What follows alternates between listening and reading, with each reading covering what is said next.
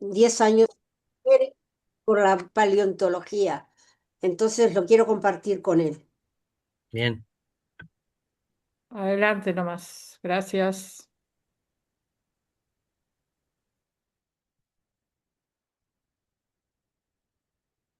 Bueno, no sé si se ve bien. Perfecto, Tomás, se ve bien. Está excelente. Bueno, esto es una ayuda a memoria. En realidad voy a complementarlo más que nada con la parte oral. Así que todo lo que sea preguntas y eso y quieran anotárselas, voy a hacer de repente frenadas y instancias de pregunta para avanzar con la información correcta y que no les queden dudas. Así que bueno, vamos a hablar un poco de la evolución de las plantas. Acá encontré un esquema que va desde abajo en el tiempo hacia arriba, vamos avanzando en el tiempo hasta la actualidad. Y este lugar, este esquema arranca desde el alga verde. A ver, esperen que no me está cargando la computadora antes de hacer desastres y que se me apague. Perdónenme.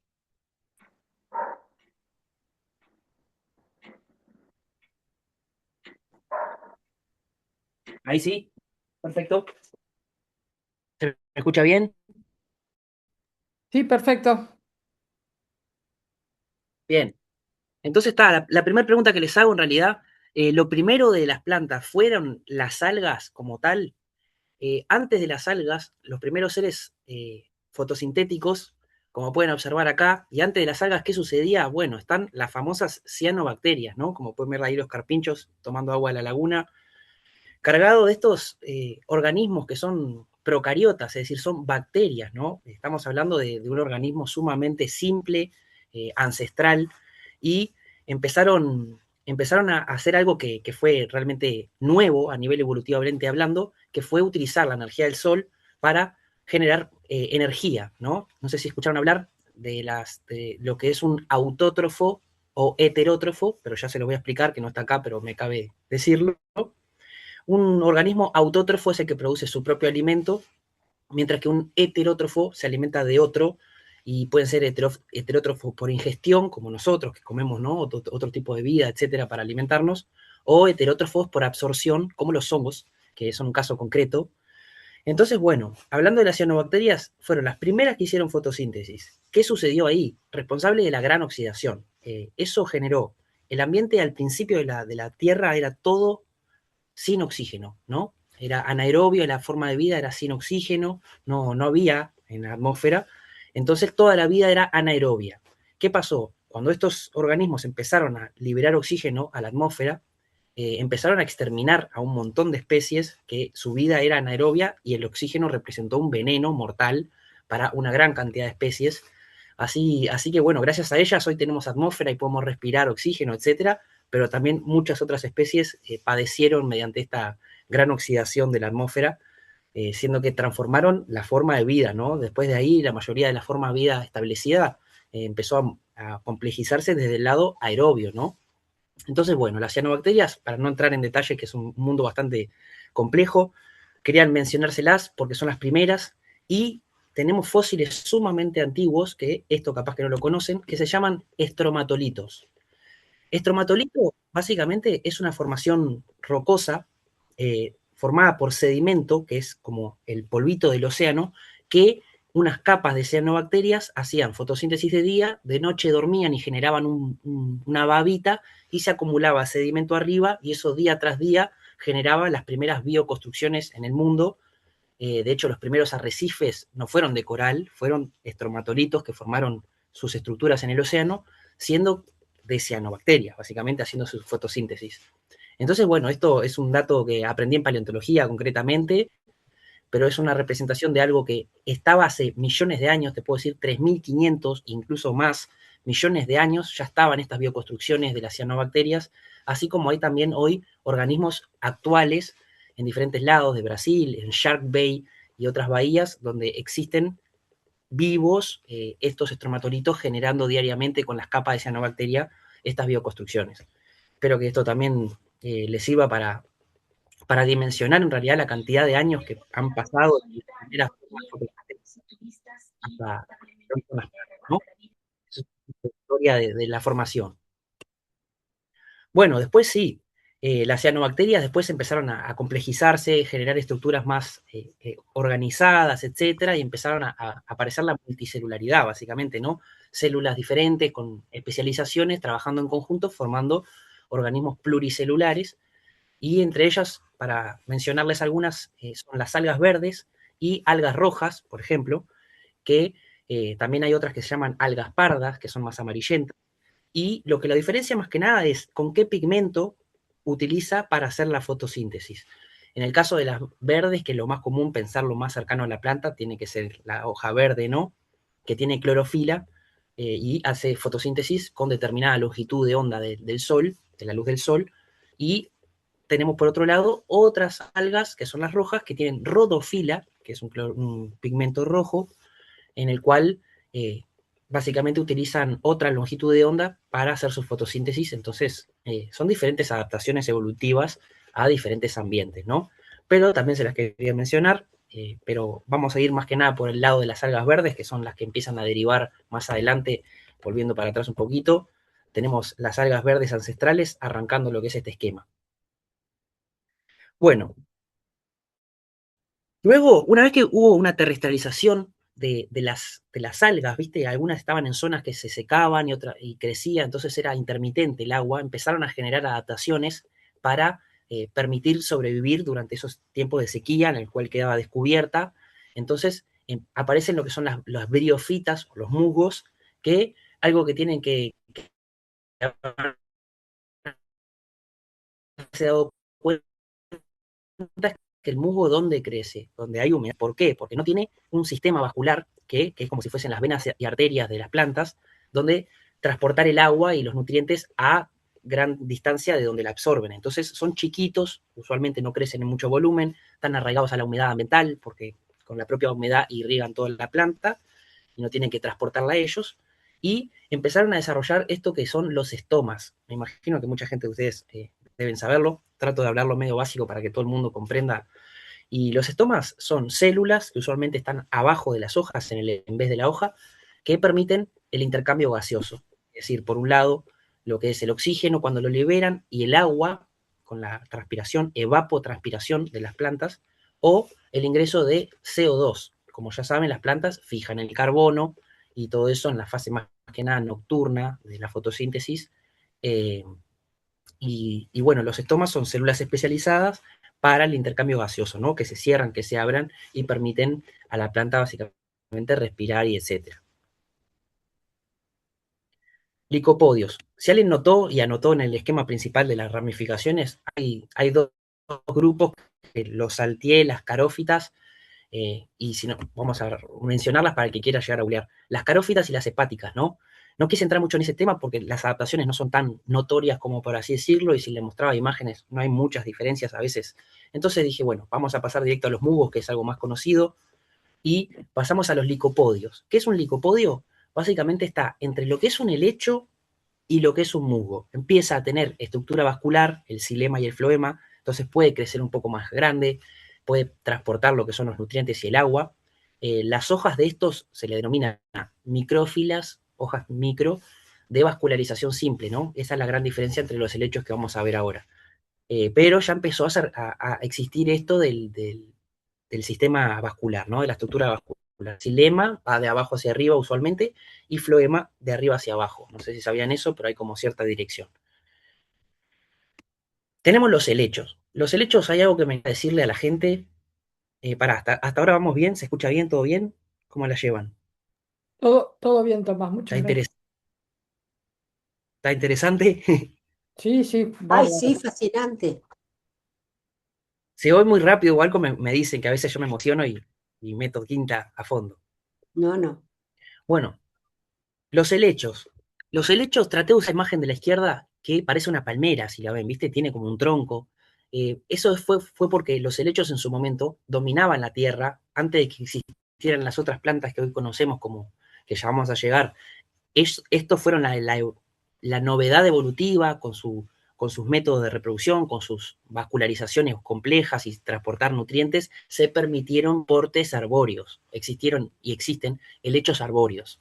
Los dinosaurios y eso mayoritariamente comían helecho porque era lo que abundaba en forma de árboles, en forma más chica de arbusto o de plantita, pero mayoritariamente eran helechos. Entonces quería mencionarles eso porque uno se imagina clásico el helecho chiquito ahí, ¿no? Pero había grandes helechos. Las macrófilas es cuando ya tenemos una hoja más compleja, con la vascularización del sistema vascular ya más complejo, con las nervaduras, etcétera, en las hojitas. Y lo que puse a la derecha, que tienen reproducción aún por esporas. Soros es el nombre que le pusieron a esos puntitos marrones de abajo de los helechos, que me imagino que muchos de ustedes lo habrán visto, que son agrupaciones de esporangios, donde se producen las esporas y después se van secando y se van diseminando. Pero como pueden ver, hasta ahora no existía la semilla como tal. La semilla viene con una gran novedad evolutiva, entrando a lo que son las gimnospermas, que gimnosperma significa semillas, espermas, gimno desnudas, semillas desnudas, es decir, no había nada que las envuelva, como vamos a ver después, de flor, fruto, etcétera. Entonces, puse 4 grupos, hay unos más conocidos que otros. Genetales, la verdad que lo aprendí en la facultad, no la conocía ni idea, son plantas bastante raras, así que no vamos a entrar mucho, pero sí les nombro uno de los 4 grupos de gimnospermas. La cica o cicadales, esa sí es más común de ver en los jardines, incluso acá en Punta del Este, que le dicen la falsa palmera, pues si la ve parece una palmera realmente y no lo es. Y después tenemos el ginkgo biloba, clásico, ahí con sus 2 lóbulos, que es lo que significa biloba de ginkgo. 2 lóbulos, la hoja tiene 2 lóbulos, por eso biloba, y tiene el sexo masculino y el femenino en individuos separados, así como el ser humano. Eso no sé si saben, pero se los comento, se llama dioico, igual que el ser humano. El sexo en 2 casas, dioico. Tenés los monoicos o hermafrodita, tienen los 2 sexos en el mismo individuo, en la misma casa. Entonces, bueno, ahí un poquito de información extra. Tenemos el ginkgo biloba, que no sé si también saben, pero se encuentran fósiles bastante antiguos de la misma morfología de hoja, por ende es un árbol que se le llama un fósil viviente, que mantiene su morfología durante mucho tiempo, no tuvo necesidad de cambiarla, y, y sí se considera, además no tiene como mucho emparentado. El grupo de ginkgoales está el ginkgo biloba y creo que hay más. Entonces es como una especie y un grupo que se ha mantenido bastante tiempo sin mucha popularidad porque no tiene otras especies, otros géneros, etcétera, pero sí que está firme hasta el día de hoy, respetable el ginkgo biloba. Y por último, las más conocidas me parece a mí, las coniferales, las coníferas, ¿qué es cono? Es una piña. En la biología le decís cono a lo que es la piña. Tenés piñas más chicas, como los cipreses, tenés piñas medianas, lo de los pinos, piñas gigantes, como la de la araucaracia, una piña gigantesca, eh, pero son todas coníferas y son todos conos, esas piñas. ¿Qué pasa? ¿Cómo, perdón? ¿Una pregunta o algo? No, no, se ve que alguien entró con micrófono abierto nada más. Ah, no pasa nada, tranquilo, seguimos. Y bueno, básicamente eso, de los tipos de coníferas, los pinos, las araucarias, los cipreses, más que nada engloban esos 3 grupos de coníferas, pero como pueden ver, la piña como tal, cuando se seca, la semilla está ahí, que se llaman escamas ovulíferas, esas escamitas de la piña, y ahí está metida la semilla, pero haces así, cae la semilla y la ves sin ningún tipo de protección, sí tiene esa esa cometa, ¿no? Para volar, que se disperse con el viento, que, que bueno, es una estructura adyacente a la semilla, por así decirlo.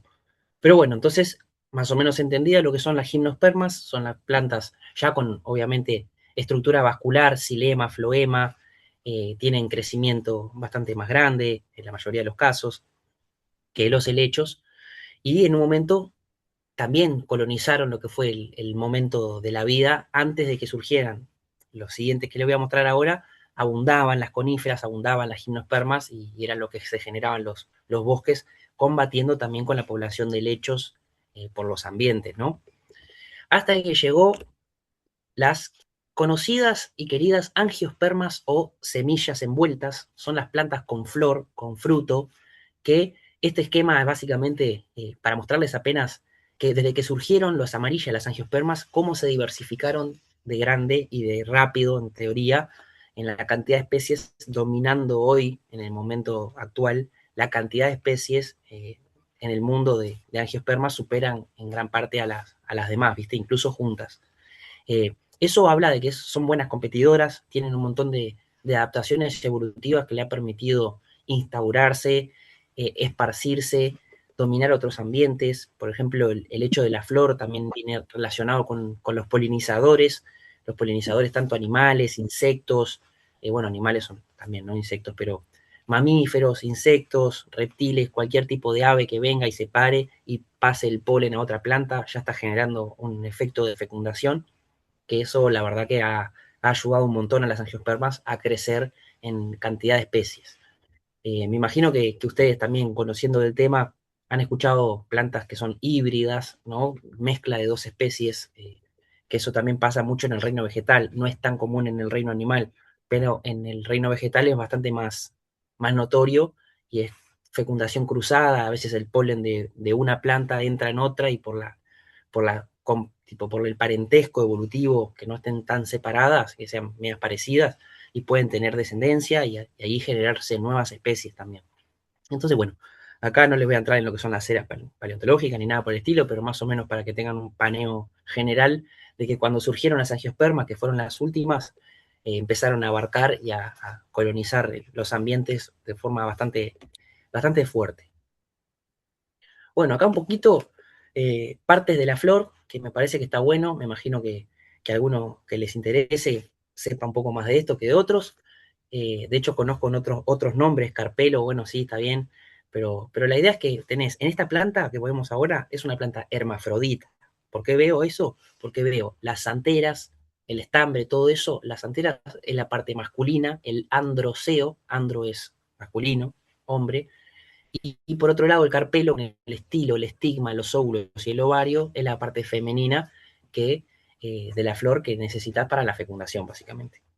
En este caso puede ocurrir algo que es la autofecundación, que la propia flor produzca el polen y se autofecunde generando su propia descendencia, ¿no? Pero también pueden generarse fecundaciones cruzadas con otros individuos de su propia especie, y o eh, hibridaciones con otras, utilizando solamente el polen, por ejemplo, o recibiendo polen de otra planta a través del estigma, baja por el estilo y llega a fecundar ahí, formando la semilla que va a dar, que básicamente es como si fuese el nuevo individuo, ¿no? El embrión de la planta es la semilla.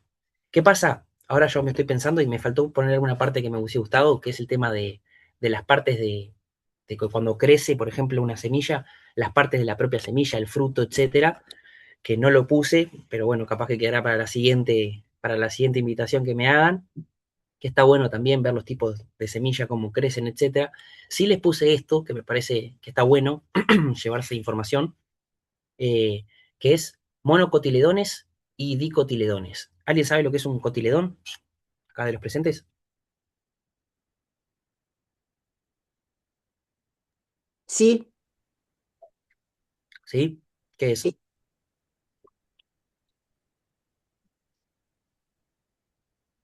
Vamos, que es interactiva la clase. Ah, creí que... Ah, yo no te voy a dar la clase de... Bueno, bueno, dicotiledones es una forma más, más desarrollada, ¿no? Digamos, es más fácil de identificar y hay más cosas, más plantas, es un mundo más grande. Y el monocotiledón crece solamente de un tallo solo, más o menos. Bien, bueno, estaba bien, estaba bien. Claramente cuando hablas en evolución y en biología de algo que viene de mono, de uno solo, y hay algo que tiene dos, dicotiledón, te pones desde lo simple a lo complejo. Seguramente las monocotiledones fueron las primeras, que es así, y los dicotiledones, lo complejo, lo que tiene dos en vez de uno, suele ser posterior. Eso a término general suele pasar eso en la biología. Hay excepciones igual, pero lo que quiero decirles es que es hojas. Son los primeros paneles solares de la planta. Cuando nace tiene uno o tiene dos, ¿no? Y es un gran panel solar que le da bastante poder fotosintético para desarrollar el resto de la planta. Como pueden ver en los dicotiledones o en los cotiledones en general, es que no tienen por qué tener la misma forma que las hojas adultas de la planta en general. Son hojas usualmente redondeadas y crecen, ni bien se abre la semilla, crece y salen los cotiledones, ¿no? Eh, Algo que le puse acá a la izquierda y a la derecha son informaciones de las monocotiledonias y a la derecha de las dicotiledonias. ¿Cómo reconocer, por ejemplo, una monocotiledonia? Las monocotiledonias tienen crecimiento primario únicamente. El crecimiento primario es a lo largo del eje vertical, es decir, crecen hacia arriba y hacia abajo, como pueden ser las plantas herbáceas que no generan un crecimiento secundario que es en ancho, como le puse acá, justo le puse un árbol bastante gordo, pero para mostrarles que eso es crecimiento secundario, mientras que el vertical es crecimiento primario. Puse una palmera, que es un ejemplo raro, que a mí también me llamó la atención, porque vos decís una palmera grande, cosa, no puede ser una monocotiledonia. Y sí lo es, como pueden ver en esta, justo esta palmera, el ancho del tronco se mantiene, no está creciendo constantemente, sino que crece en el eje vertical y dejando un tronco que más que nada es un tronco muerto sin crecimiento secundario. Las dicotiledonias, en cambio, sí suelen ser las leñosas, las que generan la madera, la lignina, que es el elemento que genera la madera, suelen tener crecimiento secundario y primario, ¿no? Cualquier tipo de árbol que veas que tiene tronco leñoso, que lo ves que engorda y las ramas son más finas en una parte, son dicotiledonias, mientras que las que son más plantas herbáceas, como gramíneas y el pasto y todas esas plantitas que no generan un tronco nunca, esas son monocotiledonias. Algo que está curioso es, viendo solo la flor, podés darte cuenta si es monocotiledonia o dicotiledonia. Ahí como le puse, flores con pétalos múltiplos de 3, puede tener 3, puede tener 6, 9 incluso, son monocotiledonias, mientras que vos si ves una flor y tiene 4 o 5 o múltiplos hacia arriba de esos números, es dicotiledonia, que es otra manera de verla. Ese es el hibisco, para los que no lo conocen, que crece y tiene su tronco que se va ensanchando por su crecimiento secundario.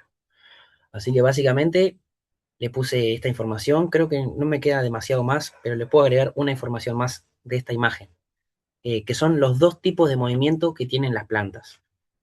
Uno es fototropismo, que se mueve hacia donde está la luz, ¿no? Orientando sus paneles solares, sus hojas para generar mejor fotosíntesis, tienen el receptor de dónde está la luz. Si vos ves que girás una planta o si la cambiás, vas a ver cómo hace el movimiento, ¿no? El girasol es un extremo de él, que dice que cambia, incluso mira siempre el sol. Y gravitropismo es saber dónde es abajo y dónde es arriba. Eso es porque en las células tienen ciertos compuestos más densos, entonces por gravedad caen y la planta entiende dónde es abajo y dónde es arriba. A veces pasa que si girás la maceta, aún así la planta trata de ir hacia arriba porque sabe que hacia arriba está el sol y hacia arriba hay menos competencia por la luz, ¿no? Hay menos sombra. Así que esos dos movimientos, el fototropismo hacia la luz y el gravitropismo, son los movimientos de las plantas, que bueno, justo como vi ahí las hojas medias curvas, se me ocurrió comentárselos. Y bueno, acá un detalle curioso, es una imagen más que nada paleontológica, que fue el primero que planteó el movimiento de las placas tectónicas, que se basó en diferentes fósiles, y uno de esos fósiles era una planta que aparecía en todos los continentes del sur, ¿no? Sudamérica, África, India, Antártida y Australia, y se encontró en todos esos, y se llama Glossopteris, que es como gloso es lengua, pteris es ala, tenían forma como de lengua las hojas, y, y básicamente ayudó a plantear esta teoría de Alfred Wegener, así como también hay un reptilito que no tiene nada que ver con la clase de ahora, pero ese aparece en Uruguay y aparece en Sudáfrica, eso también es re loco, lo tenemos en Soriano, por ejemplo, hay un afloramiento de este reptil, yo lo pude ver en persona y nada, está muy buena esta información, como también te cuestionas desde la distribución de las plantas y cómo eso se separa en algún momento y cada planta termina adaptándose a un nuevo ambiente, nuevas condiciones climáticas, y ahí empieza a haber incluso de la misma base, la misma planta, adaptaciones encima según los cambios climáticos, generando nuevas especies, ¿no? Diversificación de las especies. Y era una imagen curiosa, que capaz que no todo el mundo la conocía, y dije, la voy a agregar y pasar esta información. Y bueno, básicamente es eso. Muchísimas gracias. Espero que lo hayan disfrutado. Y cualquier pregunta que tengan, es el momento. Voy a dejar de compartir. O si no, nada, lo achico acá. Y si quieren venir a una diapositiva, me avisan.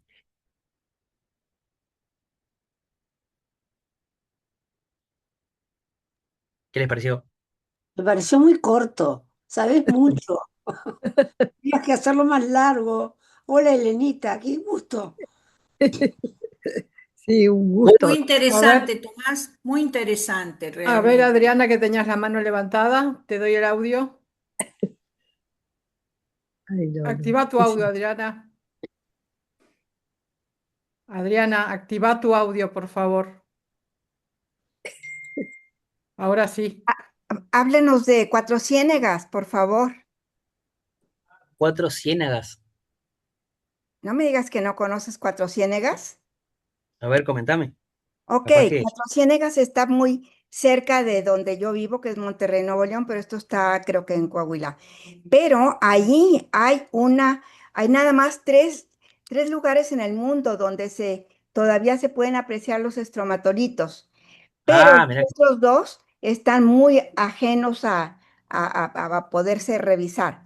Pero ahí están, hay más de 140 pozas de diferente tamaño, en donde cada una tiene su propio temperatura, su propio microsistema y sus propios especímenes endémicos, tanto en algas como en lo verde, ¿verdad? Entonces, si no lo conoces o si alguien puede visitarlo, es maravilloso lo que se está haciendo en Cuatro Ciénegas, Coahuila. Buenísimo, muy buena información. Ah, la Muchas verdad. gracias. ¿Alguien más tiene Sí, eso. alguna pregunta para Tomás? ¿Alguna otra mano levantada? Ah, Liliana, te doy audio. Gracias. Buenas tardes. Eh, Bueno, Muy interesante. Y Tomás, quería a ver si puedes repetir lo del angiosperma, que me pareció muy interesante, la parte masculina y femenina en las flores. A ver si lo puedes repetir, por favor, para aclararme. sí, sí, sí. ¿Qué pregunta concreta o toda la información? Es que no logré apuntar cuál era la parte femenina y cuál la masculina en una flor. Mirá, ¿Sabes qué, tenés. Liliana? Perdón que te interrumpa. Sacale una foto con el celular a Sí, la, ya a le la, saqué, ya le saqué la foto, pero es que aquí no dice estambre y el carpelo. Claro. ¿Alguno de esos dos son la masculina y la El, femenina? sí, Eso es todo lo que... el estambre es el masculino y el carpelo es el femenino, pero lo puedes buscar también como gineceo, así como ginecólogo, gineceo y androceo, que es la parte masculina. Androceo y gineceo. Lo bueno que después vas viendo, por ejemplo, el hibisco es una planta hermosa porque es hermafrodita también, tiene las partes del polen, así como también tiene 5 estigmas y el estilo, es decir, por donde capta el polen y fecunda a través del tubito del estilo. Es muy linda, así que esa se las recomiendo ver porque es muy, muy visual, ¿viste? Una vez que puedes identificarla y es bastante común de ver. Excelente. 1.000.000 de gracias. Gracias. Ya Adriana, ¿Alguna apunté otra los duda de nombres. eso, sí, Adriana, Liliana? tenemos a Adriana Gorena que tiene su mano levantada. Ah, 1.000.000 de gracias Gracias. ¿Se a ti. escucha? ¿Sí Sí, se escucha? perfecto, Adriana. Sí, Ok, perfecto. yo quisiera que nos hablaras, hace muy poco tiempo por aquí escuchamos que en los árboles lo que los ha hecho crecer y obviamente las plantas también, más que la condición de la tierra, es el aire. Y obviamente el aire ha influido también en toda a dónde se han migrado las diferentes especímenes. ¿Podrías compartir algo de esto, la influencia del aire en la migración y en el crecimiento de los seres vegetales? Sí, mirá, lo que puedo aportar en eso es que el viento como tal fue eh, eh, en su mayoritario tiempo, ¿no? Antes de que venga lo que es el néctar en las flores para que atraer polinizadores, más que nada fue el viento y el agua los que transportaban, porque no sé si mi conexión está inestable, ¿alguien me corrobora? sí, sí, está mal. Bien, está mal, Sí, se Sí. entrecorta. esperen un segundito. Porque lo que dijiste antes no se entendió bien porque se entrecortaba.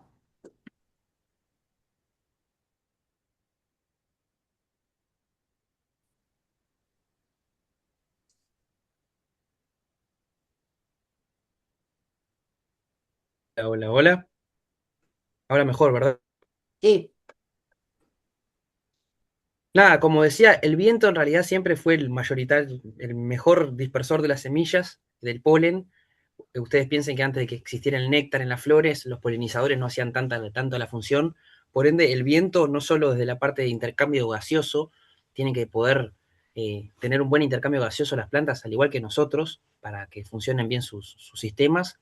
Y, y el hecho de la dispersión del polen, por ejemplo, pasa también, ¿no? Si hay vientos predominantes en una zona, puedes imaginarte que la dispersión hacia un lado A va a ver, estar espérame más tantito. fuerte que el otro, ¿no? Ah, era Alicia que estaba con el celular. Bien. Eh, Nada, en realidad no sé qué otra información tendrá. Hola, A ver, por favor, las señoras que no están, que apaguen por favor sus micrófonos, que no están hablando, porque si no se interrumpe. Muchas gracias, ¿eh? bien. Pero bueno, eso, no sé, no tengo demasiada información más del aire. Siento que puede ser el factor intercambio gaseoso, dispersión de polen y semillas, que se llama anemofilia, anemófilos, ¿no? La dispersión de semillas a través del viento. Son nada, son los principales mecanismos de muchas especies, ya que fue lo que siempre hubo, ¿no? El tema de los polinizadores y los néctares o los colores de las flores, etcétera, más que nada arrancó desde el comienzo de las angiospermas. Espero que haya quedado claro. Bueno, bárbaro. ¿Alguna otra pregunta? ¿Alguien más? ¿Alguien más? ¿Alguien más tiene su mano levantada? ¿Alguien más tiene alguna otra consulta para Tomás? Sí, Adriana, de vuelta. A ver, Adriana, te doy. Qué Ahí está. pena, soy muy preguntona. ¿Qué tienes que compartir sobre los cambios, el efecto, los cambios climáticos y la influencia de la tecnología de manera positiva y negativa en todo esto, en toda nuestra flora? Bueno, creo que eso en realidad es algo bastante más border, porque hay gente que ve a la tecnología y ya dice que es toda mala, que en realidad la tecnología nos ha llevado a un montón de avances, incluso para cuidar el ambiente, ¿no? Desde el desconocimiento antes se tiraban los barriles de petróleo y los restos radioactivos, así nomás, porque está, bueno, no se sabía qué pasaba, ¿no? La tecnología nos permitió hacer avances científicos y eso también saber cómo y qué cuidar.